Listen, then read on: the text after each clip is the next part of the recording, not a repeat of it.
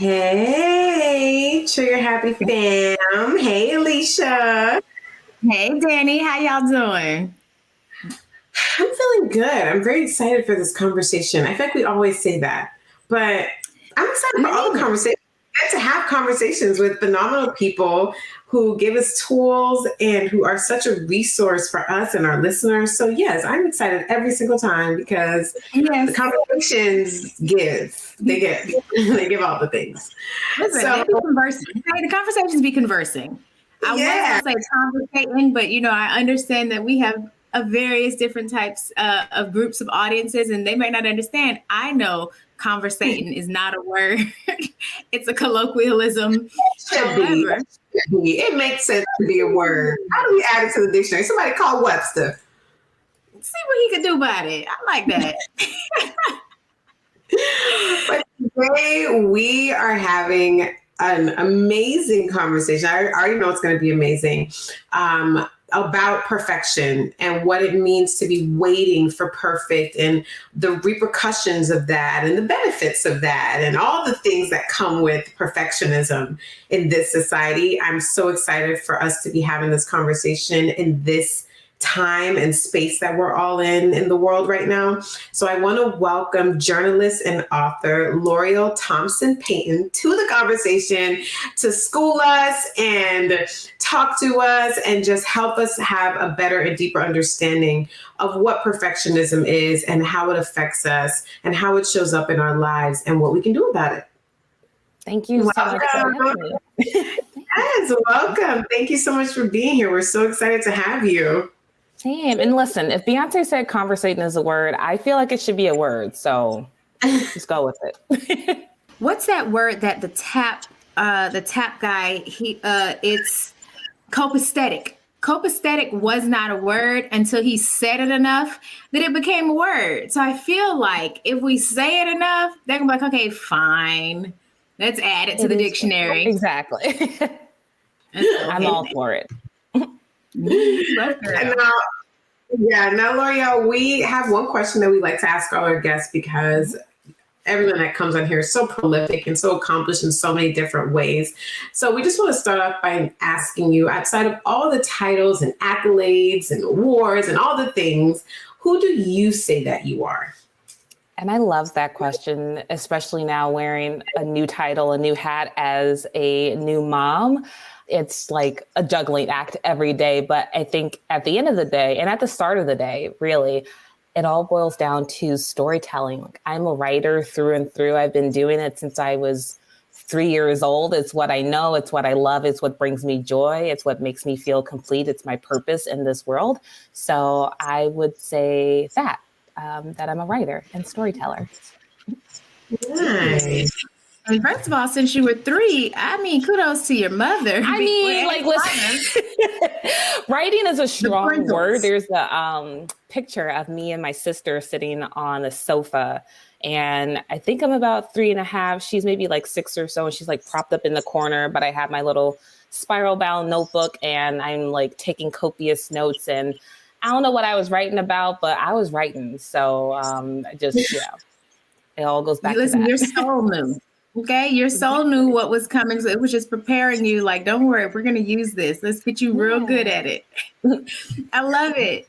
And too, because you said you are, now a new mom. And the one thing that becoming a parent teaches you is that you don't always have control over much of anything anymore. And it can be really, really, it's heartbreaking how much control you give away when you decide to become a parent. Amen. But it's so easy to get like caught up in what should be and how it should look. Like, how did you learn to accept things that were contrary to your expectations? Not even in just your role now as a mom, but in many of the roles that you play. I would even say it goes back to trying to conceive. Honestly, we had quite the journey. We did multiple rounds of IVF, struggled with infertility, and that in and of itself really challenged my idea and perception of here's the plan, here's, how I expect things to go. And things didn't exactly go according to plan, which was really befuddling to me. I'm a type A perfectionist, overachiever, very ambitious. I am queen of the 5, 10, 20-year plan. And so IVF was not part of the plan. And even when we started that and our first cycle failed, it really messed with me because I was like, I don't understand. We followed all of the rules. We followed the protocol to a T. We did what we were told. We did all the medications at the right time, and we still didn't get the outcome that we were hoping for. And so I think that was honestly probably the first time in my life where I had been challenged with like, okay, you can't really plan your way out of this. You know, you can't, as much as you want to manifest and you pray over it and everything and put a lot of hard work and sweat and tears into it. Yeah. Life is still going to life. And so I had to accept it as it was, really reflect and kind of just like let go, which is really cliche. And it's what everyone tells you, right? Especially if you're struggling to get pregnant, they're like, just relax and it'll happen.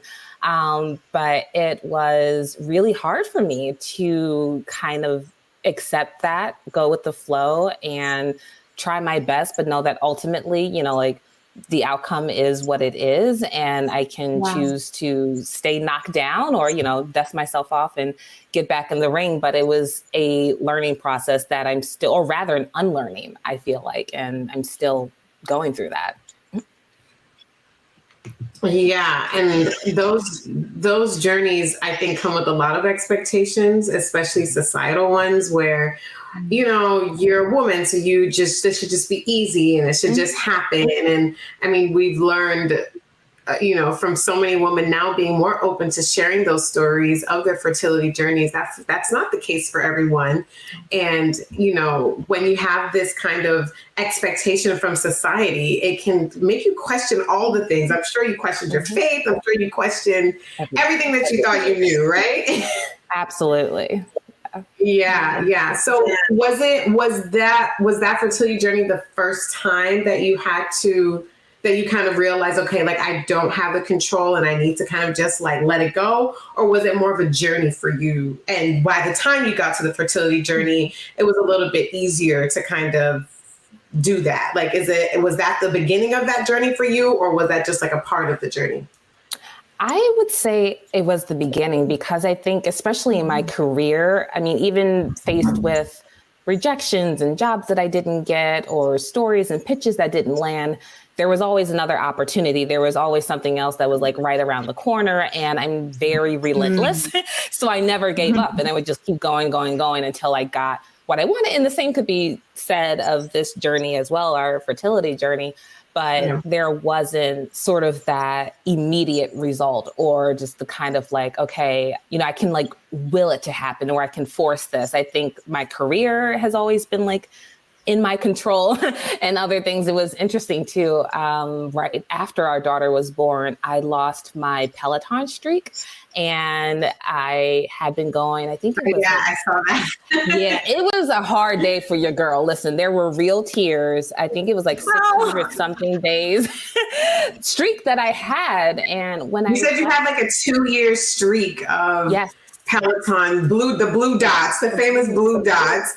And then you had this one day and like you actually cried though. Like that's, I was like, she did not cry about some damn dots. That's hilarious. Because postpartum hormones, like everything was there was a lot happening. And when I talked to my therapist through it, because I was working through, you know, postpartum depression and anxiety and everything, and she helped me realize like this was something that, especially because I started Peloton right before the pandemic. So it was like January 2020 when my bike was delivered.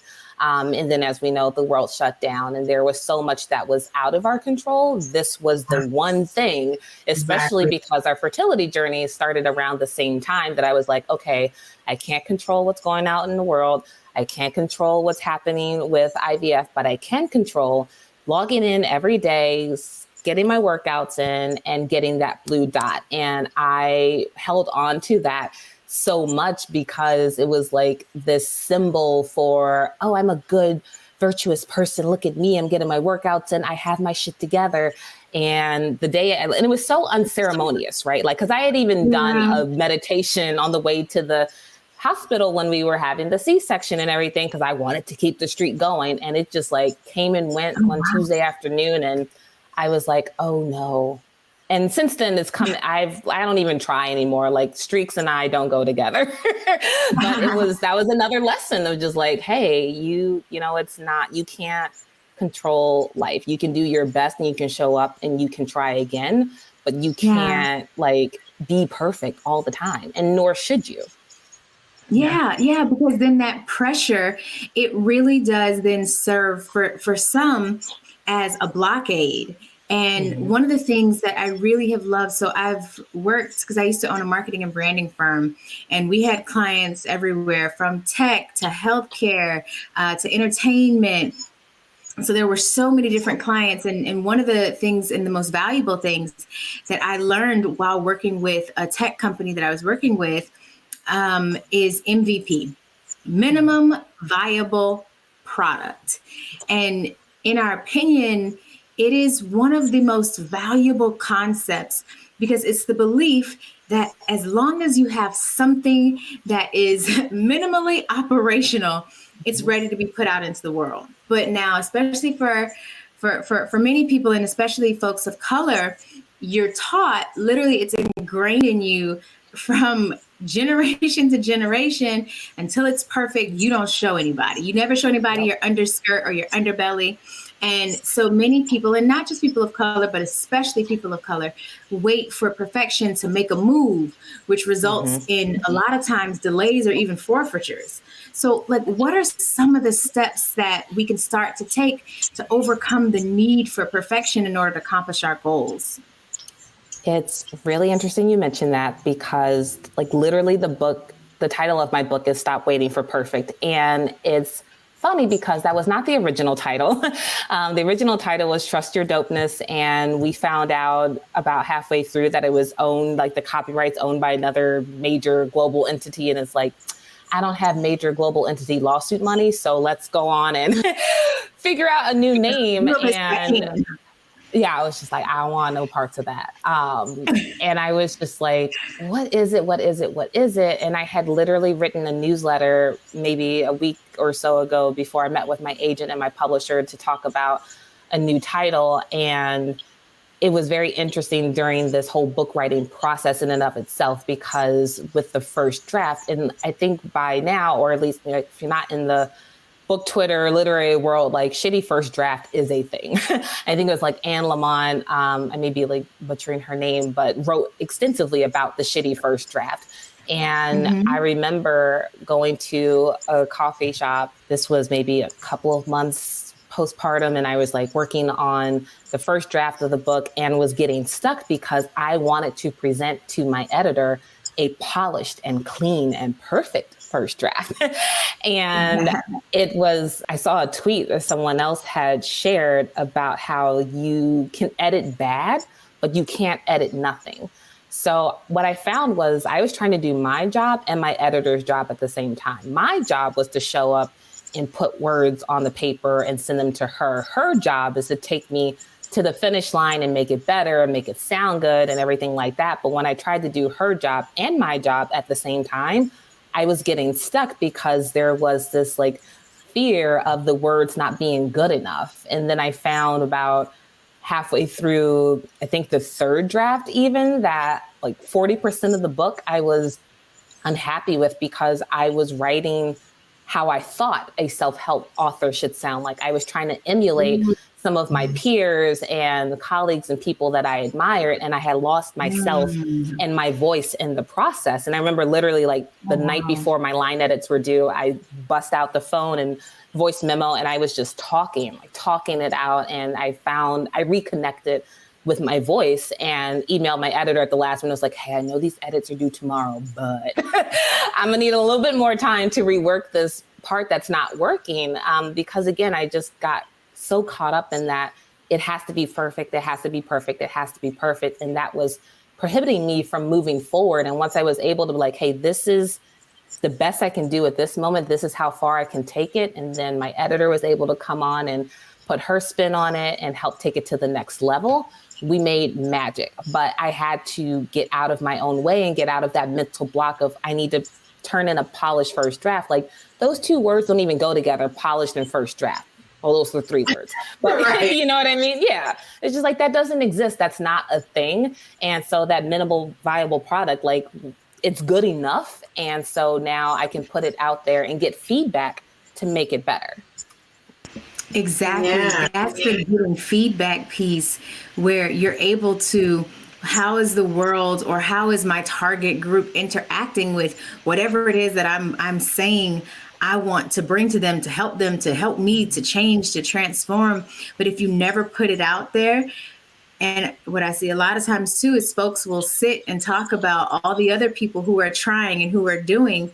And it's like, shut up. Just because you're afraid to put your unpolished first draft out into the world, or your polished first draft out into the world, you don't get to talk about somebody else who is willing to fail in public, who's willing to grow in public, who's willing to take a chance on themselves, to bet on themselves, to be perfectly imperfect. Like, you don't get to do that. Shut up. Yeah, right. And I think Brene Brown says it really well. And I think she even borrowed it from, there was some president that I can't remember at the moment, but maybe it was Teddy Roosevelt. I don't remember exactly. Anyway, the point was about the man in the arena one that she talked about. Yeah. I was like, y'all can't say, you can be up in the crowds and everything, but until you're down there in the arena, you know, it's different.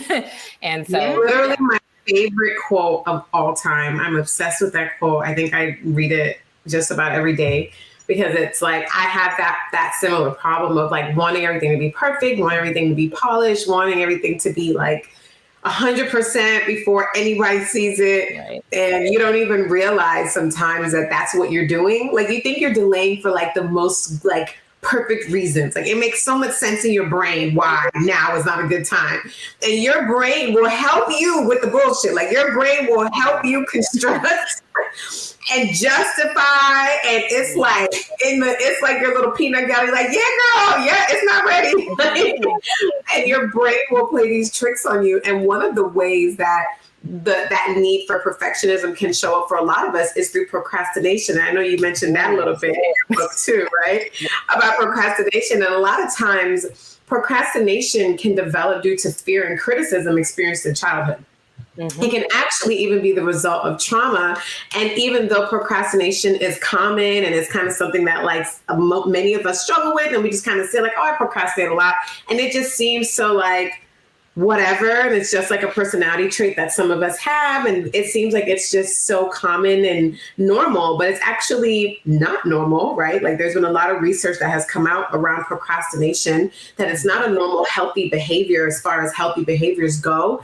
And it is something that is usually some kind of a manifestation of something deeper, right? Like, I just always thought procrastination was like, you know, I'm gonna get it done. I work better under pressure, right? Like, oh, as long as you get it done. I think my procrastination really found a home when I realized that like I could write an A paper for 5th period and 3rd period. Why would I waste my whole evening when I could talk to my boyfriend on the phone writing a paper when I could just write it in 3rd period and get the same A I was going to get? Mm-hmm. That's where my procrastination took roots, because sometimes it's like, hey, I can still get the same thing done. But what you don't think about is the ease of getting it done a little bit earlier, is the, you know, like there are other benefits of just kind of like pacing yourself and timing things out.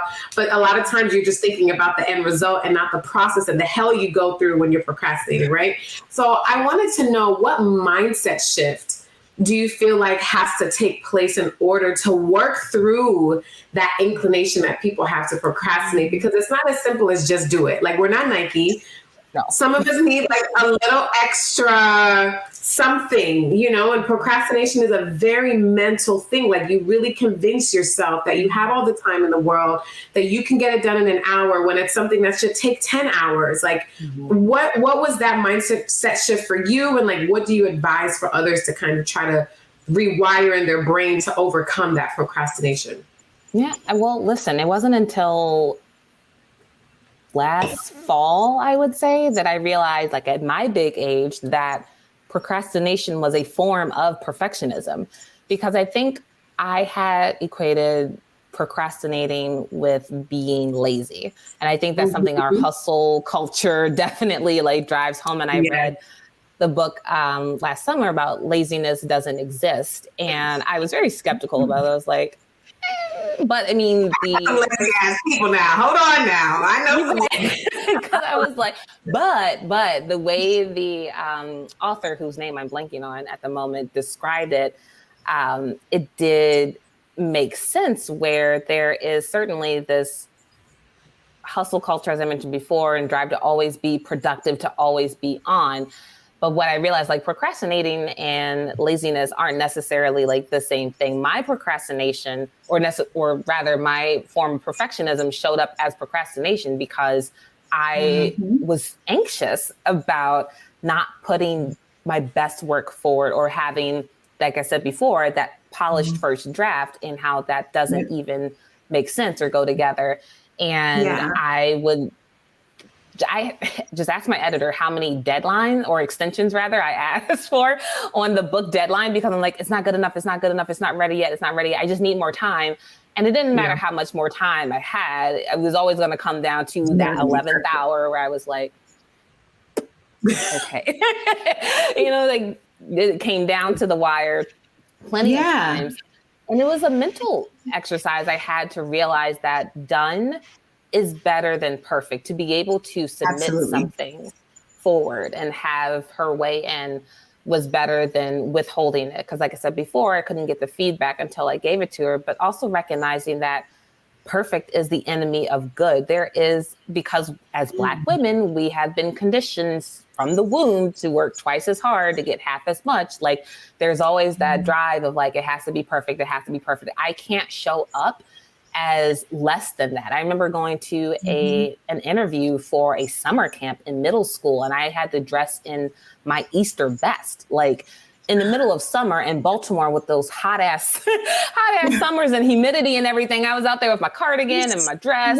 And the slip. You remember when we had to wear slips? Yes. Like, I hated those slips. The worst, because, and my mom wouldn't let me show up as less than the little white girls because we couldn't afford to. Like, we have to always present as our best. And as I've gotten older, and I'm unlearning that white supremacy, because that's what it is. It's been really good for my mental health, I feel like, to just kind of like, this is good enough. Like, I don't always have to give 110%. Like, especially as Black women, like, our 80% is someone else's like 120. You know what I mean? Like, we always go above and beyond. And so the procrastinating part, it was just kind of like, okay, let's figure like, what is the root cause? Like, and for me, it was a lot of anxiety, like, especially with the book, because, and imposter syndrome, honestly, I was like, who am I to have this, book deal? And I need to make sure it's good. Like, there's a lot of people who are looking forward to this. I've been working toward this for a really long time. I want to write more books. So this first one has to do really well in order for me to make a career. I was putting all of this pressure on myself in this poor little draft that was like, I'm just here so I don't get fined, right? And I was like, no, you have to be a bestseller out the gate. And it's just like, all right, let's just focus on the task at hand and focus on writing a good story and being my honest, full, authentic, vulnerable self, and not trying to be other people. And then the words and everything else started to flow. But there was a lot of procrastinating in this book, like, embarrassingly so. But it was kind of like reading your book and like coming up with questions for this. I've never thought of myself as a perfectionist until reading your book. I was just like, I'm not a perfectionist. Like, I've never identified with that. I've never said that or described myself. I'm particular about things that I like. Okay. But perfectionist just never really came up as like a word or an adjective to describe any part of me. And then when I was reading your book, I was just like, oh my God, I think I got a little sprinkle of that. Like, I've always wondered, like, my mom is a professional procrastinator, right? Like she is a product. She will tell you that like I procrastinate because I work better under pressure. I need like my adrenaline going. I need my blood rushing. I need all the feelings in order for me to work my best. And that's her belief that she needs that. And I grew up watching her procrastinate. And also she didn't correct my procrastination as a child because I would yield great results from the procrastination. Like I said, I could write an A+ paper in 2 periods, right? Like I've written, I remember in college, I wrote a 23-page like term project paper in a weekend. And it's something that they gave us at the beginning of the semester because it was supposed to take the entire semester to do. And it was on like Black archetypes and how they affect our mental. Like it was deep, like it was 23 pages. It was very intense. I was just up all weekend. I don't think I showered for a day. Like it was really intense. And I got an A. And, you know, like when it happens, it's like you start to believe that like this is an okay way to function and this is an okay way to be. And I think Megan Good just had an interview with Essence and she was just like, you know, when Black girls don't get the opportunity to get the training and put on the weight to play the superhero, we don't get to do that. We have to show up fit. We have to show up ready. We have to show up knowing how to shoot a bow and arrow, how to fire a gun. We don't get that opportunity. So I think it's like, it starts at such a young age where you realize that you can kind of do all the things without as much effort. And it can create a sense of procrastination where you just feel like, okay, I can just kind of get this done, not thinking about the impacts it can have on your body with having all that blood rushing to different parts of your body, how your other systems can shut down, like your digestive system shuts down when you're under high stress because you procrastinated. It's like I learned so much from the parts of your book that I read because I was just like, wow, like you're not realizing that desire for perfection because society says like that's how you have to be can create and have like a ripple effect in other parts of your life. So I really am enjoying your book because I just didn't think or identify with that until I was like, oh my God, this is parts of this is me. Like I do this all the time. So I'm here for it. I love it. Well, thank you. I appreciate that. Yeah, it definitely was an eye opener, primarily because when you are reading about yourself before you realize you're reading about yourself, you're just like, oh no, I'm totally fine. You know, I've done all this healing, all this work. Yeah. I've done all these things. And then you read something and it's like, wait a minute, are you reading me for filth? I thought I was on level, 57 in this whole healing journey. Like, what are we talking about? And it's crazy because if you think about it, one of the most common places that perfectionism does show up is in our relationships. And that's relationships of all type, not just the romantic ones. But how can we, or how would you suggest we release like those unrealistic like requirements that we unfairly, place on those who are closest to us? Because there is I believe it was, I'm blanking on the names. And I know you guys are going to like probably yell at me once I realize the name's Nikki Giovanni. Yes, I believe it was Nikki Giovanni. She was talking to James Baldwin and she's like, lie to me like you lie to everybody else. Everybody else, you give your absolute best to. You go out into the world, you give them your best. You put your best foot forward. You can be mad as ever at them, but you still treat them and speak to them respectfully. But then you get home to me and you basically give me your ass to kiss. It's like, nah, lie to me too. Right. Do me the honor. To me too. Do me the honor. Like, make me feel how you want to make them feel so that I don't have to deal with the brunt of all of your other issues. And so when it comes to the relationships and the people who are closest to us, we usually do, we allow ourselves to be a lot more free in terms of the unrealistic and unfair expectations that we place on them. So how can we, like I say, begin to release that? Because it is not sustainable long term. Nobody can stay or withstand that type of stress and pressure for an extended period of time. So what is that process that you would suggest that we get to start? Therapy, lots of therapy. Listen, this is an ongoing conversation, even within my own therapy sessions, because as I mentioned before, overachiever, type A, very ambitious, very goal oriented. And I have people in my life who are very close to me who are not that. And it's a struggle for me because of the way my brain is wired. Like my default personality is like, get it done, like by any means necessary, right? Like going back to the Peloton streak and exactly. And I forget who tweeted it, but I saw it one day and it was like, stop expecting you from other people. And that can apply to a lot of different things, but something that I am consistently working through in therapy is that, like, allowing other people to be themselves and accepting them unapologetically, like extending them the grace that I don't exactly extend myself. I'm working on it and I'm learning to. Yeah. And that was actually like my first therapy session. I had this assessment. It was by Dr. Kristen Neff, and my therapist had me do it for homework. And it was about self-compassion.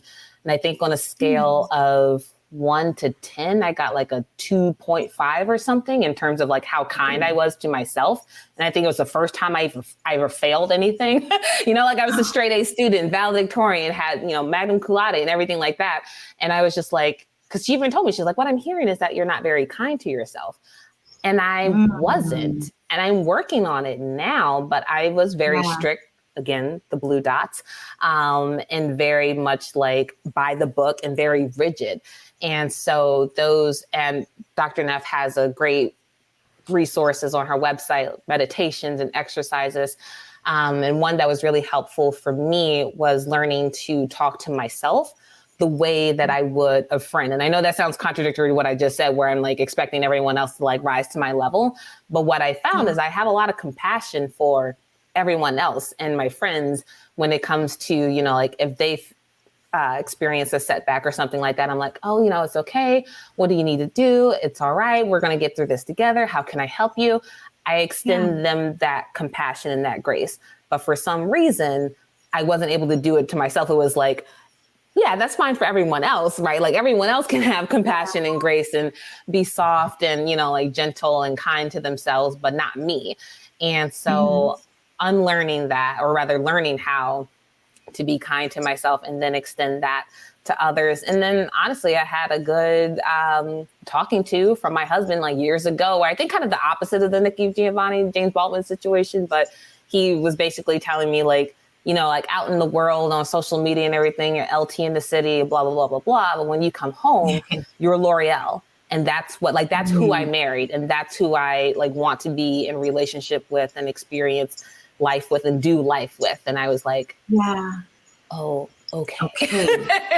Like, I got it. Thank you, sir. It can be difficult, especially. So I too am very type A, like, ooh, if I say I need something done, my expectation is that you've done it already right after I've asked for it. It can be very difficult for me, and I'm working through it to understand like, hey, people need time.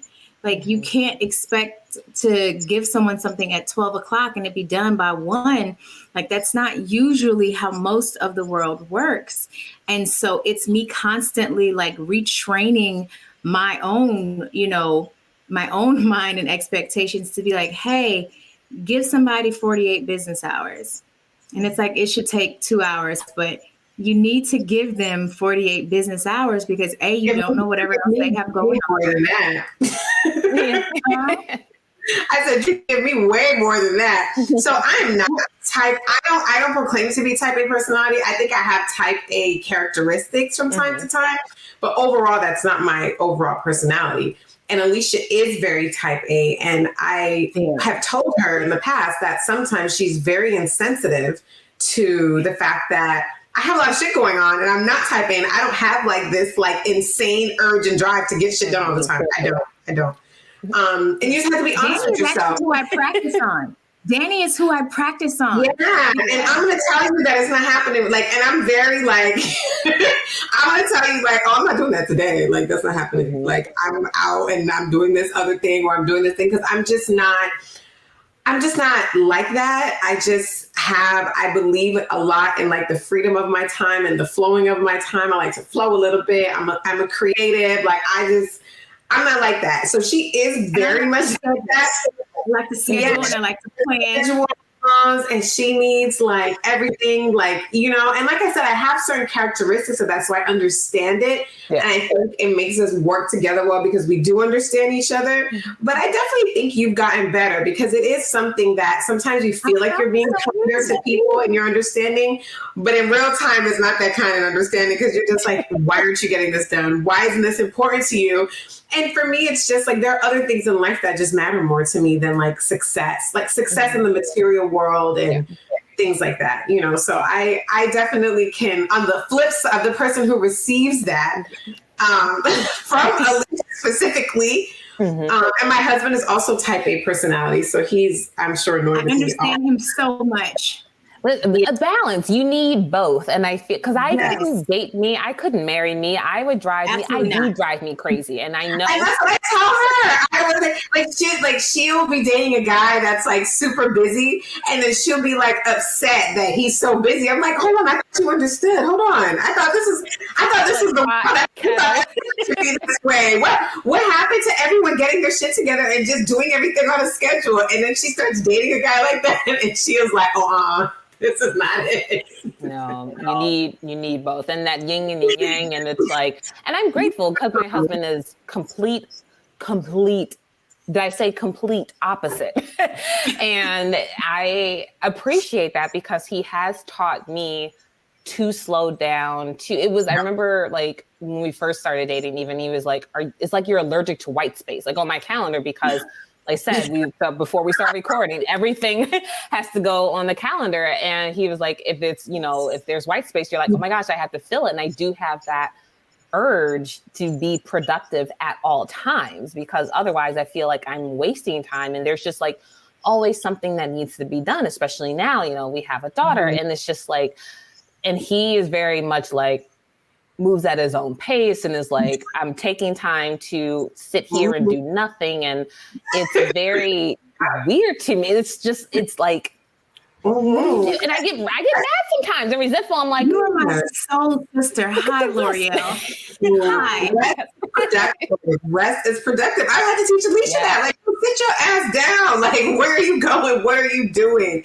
Like, no, and I've seen the change, you know, Alicia. Like, I'll hear you say, like, I was supposed to get this done. It's 2 weeks behind, but I'm going to give myself space and grace. I needed to rest. I needed this time to recuperate. And now I see you like, it's still a schedule, child, but she'll schedule some rest. Schedule it. Yeah. She'll schedule her rest and her frolic in. And I think that's so powerful because I think it was a post, I don't know if you sent it to me, Alicia, or somebody else, where Viola Davis was talking about how overworking and this need to accomplish and achieve is a result of trauma from slavery and from our upbringings and things like that. And it's like, we have to learn, it's insane, but we have to learn how to rest. Like, do you know do you know how crazy that is in concept? Like, we have to learn how to say, hey, I'm going to sit here today and do absolutely nothing and not feel like shit about it. Yeah. Because if you think about it, if a slave were to rest, he got hit with a whip. Okay. So rest is not an option. Nobody cares how tired you are. You have to deliver, which is why it's so important when it comes to perfectionism and the learning to rest and the working and the doing, the healing to become okay with it. I used to take my laptop on every vacation. There was not one vacation that I didn't have a laptop. And I used to be like, what you mean you don't got a laptop? Well, what are we doing if we don't have laptops on vacation? Don't you know you can take a little bit of time to get a little bit of work in? And it was like, it did come from a traumatized place because I grew up so poor. I was like, oh no, this can never be my child's experience because it was so heartbreaking not being able to eat when you're hungry or not being able to flip lights on. And you're so frustrated because you stink because your water isn't running. So you go to school as a young girl and, you know, young girls have, you know, menstrual cycles too, or your clothes are dirty and you don't, like, kids pick on you because kids, I don't know, something about that frontal lobe not being developed. They just don't know how to be kind people all the time. Right. Yeah. And so they make you feel so bad for your situation. So I was like, oh, no, hell no. This won't be an experience that my child will ever experience. So whether I have a partner who's going to help me or not, I'm going to force this success. Like how Pitocin forces a mother to dilate, I am going to force this because I will not allow myself to experience certain things anymore. And so as I started to work through that and, get a little healing in, I realized that it's nonlinear. It is nonlinear. And if I'm tapping into ancestrally, that no, you have to keep working, you have to do it, because I do believe we can tap into the strength and sometimes the weaknesses of our ancestors. If I'm tapping into that, then I'm pulling on something that cannot continue to work for me in this new phase. And then realizing that healing is nonlinear. And sometimes I'm going to be really, really great. Sometimes I'm going to get triggered and I'm a regress, and I'm going to have to be okay with the both of them. How would you suggest that we manage like the regression that comes with healing? Yeah. That is such a great question, because I think we treat success, healing, like all these things as linear, when in reality there's ups and downs, there's peaks and valleys. It's a roller coaster, and that experience is just as valid as the linear one. And for me, it goes back again to that grace and space, extending myself the same compassion that I would a friend, a sister. My therapist is working on me currently with that, because with my daughter, her name is Violet. And so when I'm in these different situations, she's like, what would you want Violet to do? And now you need to go do that. And like last fall, we were in Hawaii. I was hiking Diamond Head, which I had done before, no problem. Very different when you have a 20-pound toddler strapped to your back. And it's a little different, but like next to last summit, to the end, I was just like, I'm tired. And I'm going to turn around and we're going to go back down. I'm going to take a break first. I'm going to sit down. And it went against everything I knew and everything I stood for and everything I had accomplished until that point, because I'm so used to like, go, go, go, go, go by any means necessary. Like you can't take breaks. You can't quit. You can't say no. And having this little person strapped to my back, and I was just like, I have to teach her a different way of being, especially as a Black girl, a Black woman in the world. And I remember, and granted at the time she had like just turned 1. She didn't really know what I'm saying, but I turned to her and I was just like, Mommy's tired and I'm going to take a break. It's very important that we listen to our body and honor our boundaries. Yeah. And I'm trying not to cry as I'm saying that, because it was just like 25-year-old me. That's like, no, it was always hustle, hustle. It was always go, go, go. 35-year-old me is like, nah, girl, you need to take a break. Sit down. You need to sit down, literally and figuratively. And this tiny human is watching you very closely. Like she already mimicked some of, my behavior and hand motions. She was on her play phone the other day like this, because I talk with my hands and everything. And it's just like, so they're watching. Like if you need an accountability partner in your life, like to look at the tiniest person, like the little people in your lives, because they are watching you and they're learning and they're modeling and they're absorbing so much of what you're doing. And so that really called to my attention, like, okay, I need to change this pattern, because I don't want her to fall for the overworking and the hustle culture and just like always having to be on. And so I have to model that myself, as hard as it is. Yeah, and motherhood will definitely show you that that perfectionist stuff ain't gonna work. You gotta take that and put it somewhere else, because children do not give a damn about perfection. As a matter of fact, trample on all of it. Like, oh, you want it to go this way? I'm gonna do it that way instead, because I need, and I'm such a believer that your children choose you, like their souls choose their parents, and it's for a reason, right? And it's like, I don't believe that they are our guides, but I do, because I hear that term a lot, like, oh, your children are your guides. And it's like, no, I think they're here to teach us things and we can learn things from them, but we're their guides. And there's such a mirror sometimes, like how you say, like your daughter does so many things. I see it I have a young daughter, so I have a 2-year-old, and she is like, her facial expressions, like it was one day I saw her make a face that I make, and I was like, I make that face. Like, I know, like, I see someone, I was just like, that's my face. Like, I make that face. And it was something so subtle, but it was like in that moment that I was like, oh my God, you're watching every single thing I do. Even when I think I'm not watching everything, every subtle thing, every facial expression, every body movement, like the face, like it was just, I felt like I was in the twilight. So like everything slowed down. I'm just looking at her face like, wow, like you are watching. And it just like took my desire, like with you, like it took my desire to really be intentional with my parenting to another level, because I was like, no, like, if you're watching every single thing I'm doing, I need to be on point. I need to be aware. I need to be in my body. You cannot be in your body if your body's overworked. I've watched Alicia fall asleep at least 100 parties in my life. I don't think I'm exaggerating. The parties, though. The body will just shut down without her having any control over it. She will just like be in the high. I'm talking about, we're like at the club, like we're at a club, we in the VIP, we on couches, we're all sitting on couches drinking. Alicia's in the corner asleep. And I'd be like, Alicia, do you know that this is not normal? Like, that's not supposed to be like that. And she just, like, she would work so much that by the time it was time to frolic and have a good time, her body was like, oh, I had no more for you, sis. There's nothing left in the tank.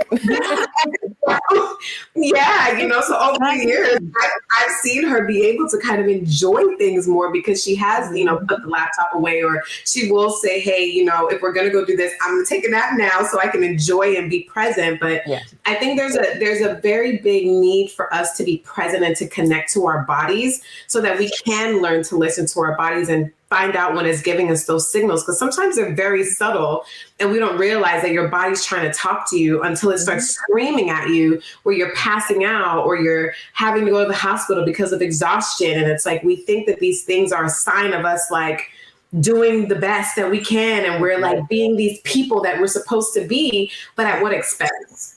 You know, like I feel like sometimes we're not asking that. Like, I'm getting all this, but what am I not getting, or what am I giving up to accomplish this other thing? You know, so that's what I've been around Alicia for a really long time, and I've just like loved watching her journey to learn to kind of ease into things a little bit more, as opposed to like, you know, she's still like very type A and she's gonna get all the things done, which is great. But, you know, I just think that we all as women deserve a little bit of, a lot of rest. Yes. We deserve some compassion to ourselves. We deserve like a space where we can just be and not do. And I think if we could kind of tap into that space more, we would feel better. And I know we're kind of giving perfectionism a bad rap, and we're kind of saying like perfectionism is bad. But I think like anything else, perfectionism can be super useful, right? Mm-hmm. Like I said, I'm watching Alicia and I've seen her perfectionism help her accomplish her goals, help her reach her dreams. And there's nothing wrong with any of those things either. That's actually amazing. And, you know, you were able to finish your book, L'Oreal, and I'm sure there was some perfectionism in there to make sure that it was a damn good book, right? Because it's a damn good book. You know, so how has perfection helped you in life? How has it helped you create the life you want? How has it helped you accomplish your goals? Like, what are maybe the pros of perfection that we can kind of learn to kind of tap into and hone and take kind of like a keep the meat, spit out the bones type of an approach with perfection, so that we can use it to our advantage as opposed to as a crutch or something that makes us insane? Yeah, I mean, it's like everything in moderation. Perfectionism in moderation, chocolate and wine, you know, like those sort of things, they're still good for you. They have benefits. We just don't want to overdo it. And because I mean, I wouldn't be sitting here in front of you if it weren't, you know, for the perfectionism that led to writing the book proposal and getting an agent and then a publisher and then having it out in the world. And so I think it's very good for goal setting. And when you set these, especially like the big, scary, audacious goals that we all have, right? There's something that is inside of you that your soul like longs to do. And having, you know, those, the pros of perfectionism, where it's like, okay, let's sit down, let's map out a plan, let's make some SMART goals around this goal setting. So it's not just like, oh, okay, I want to, you know, write a book. How are we going to write a book? How are we going to write the proposal? How many words are you going to have done by, you know, like a certain time? And just making it more tangible can definitely, you know, go a long way towards achieving that goal, enlisting accountability buddies, having a friend or someone who is going to hold you accountable with grace, right? To these goals that can help you along the way is really helpful as well. And just, like, you may miss a day or two, you might lose the streak, right? I read a book, I think it was Atomic Habits, the James Clear one, and it's like, but never miss 2 days or something like that. And I mean, it doesn't have to be that rigid, but, just, again, extending yourself that grace and space. But once you fall off, getting back on, it would have been very easy for me to be like, well, I lost my Peloton streak and now I'm done and I'm never going to inspire, anything again. And, but I didn't. And now, I'll miss a day or two, but usually by that third day, I'm like, all right, let me do a stretch. Let me do a 15-minute yoga class. Let me ease back into it. Let me do something, right? And so not being as rigid with it, but definitely giving yourself some structure, I think, is where that perfectionism can, play a good role. Yeah, I agree with that. I've learned that from Alicia too. Like, if we're not gonna do everything on her time, we still need some kind of schedule and structure and a shared calendar and shared notes and shit that makes my eyes twitch. But I've learned to respect it and appreciate it, because it does keep us on track, right? Like, we're in the 6th season of our podcast and we're doing all these things mainly because Alicia is just on my ass. And she's so good at keeping the structure, but not making it so rigid that this starts to not be fun anymore. And I think that's what we all have to learn, is how do I accomplish my goals and feel good about it most of the time? Because there's going to be days where you don't feel like it. How do you feel good about it most of the time so that you can keep going without delaying your progress because you feel like you need too much rest? Like, it's like a little bit of a balancing act to make sure that you can do both. Yeah. And leaving that white space, that my husband mentioned on your calendar in your life, because that allows for unexpected things that might come along that are really great that you want to say yes to. You can't plan every single moment of every single day. You have to leave yourself some of that white space, some of that wiggle room to, allow for the unexpected good things that'll come into your life as well. Amen. Listen, this conversation was so good. It brought up some very funny memories, especially getting kicked out of a club in Paris because I fell asleep. I got kicked out, girl. Oh no. You're not allowed to sleep in their clubs because they think that you're overdosing or you could be sick. I don't even do any drugs. But the man was like, well, she can't sleep in here. And I was like, oh my God, but they want to party and I want to rest. Right. Let's let them party. I'm gonna just get this little nap right here. But no, this conversation, it's especially to reading the book. It just was an eye opener with the giving grace, the understanding that you can't expect you from you. It just was a reminder that, hey, healing will always be a thing. You always have to learn something new. Evolution will continue, and you will have to continue to evolve. And so this conversation around waiting for perfect, the pros, the cons, the in-betweens, it feels so good. And I just want to thank you, L'Oreal, for coming on and having the conversation with us.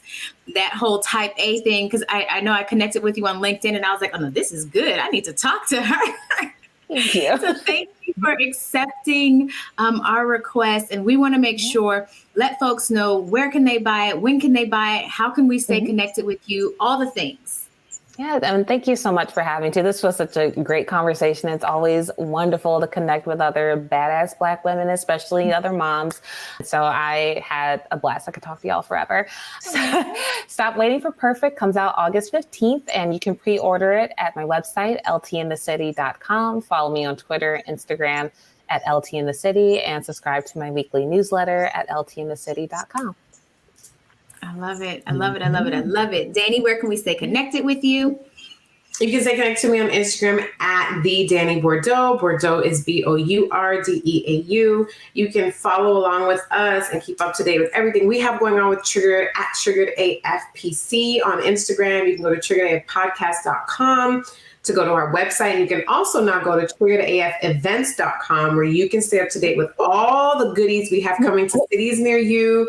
We have brunches coming. We have live events coming. I mean, all the things you can think of, we're coming in person so that we can give you the tools and the resources and share some of our wonderful guests in person so that we can take our healing to another level. So please keep an eye out for everything and, stay tuned for all the things we have coming up.